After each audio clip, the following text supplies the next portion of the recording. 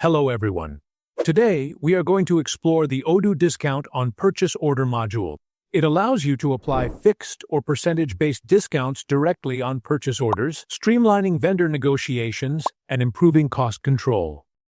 Apart from this, I would like to mention that if you need extensions for increasing the sales of your e-commerce store, then you can visit store.webkul.com and explore a number of products for every technology. We also have the user guide for the same in our blog sections, from where you can check the features and configuration and get to know the functionality of the extensions as well. Now, let's move back to our video.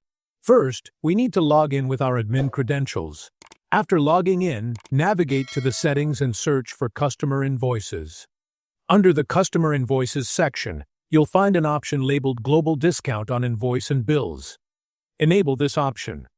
Once enabled, two more options will appear: Invoice Discount Account and Bill Discount Account. Next, we need to select accounts for both the Invoice Discount and Bill Discount. Click the drop-down menu for each, and you can either choose from the existing accounts or create a new one. In this example, I will select from the existing accounts for both fields. For the Bill Discount Account, click the drop-down and select the appropriate bank account. Once done, click the Save button. Now, let's navigate to the Purchase menu. From here, I will create a new RFQ by clicking the New button. Select the vendor for whom the RFQ is to be created, then select the desired product. You will see an option labeled Discount Type. There are two types available: fixed and percent.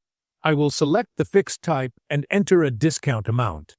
Click on Add Discount, and you will notice that the total discount has been successfully applied.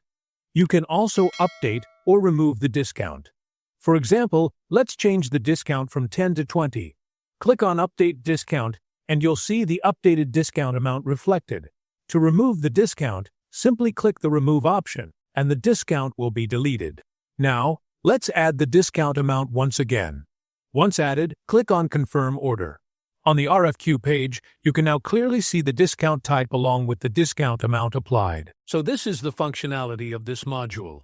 I hope you liked it. If you have any queries, contact us at support@webkul.com or raise a ticket at webkul.uvdesk.com. Thanks for watching, and subscribe to our channel and hit the bell icon for the latest update.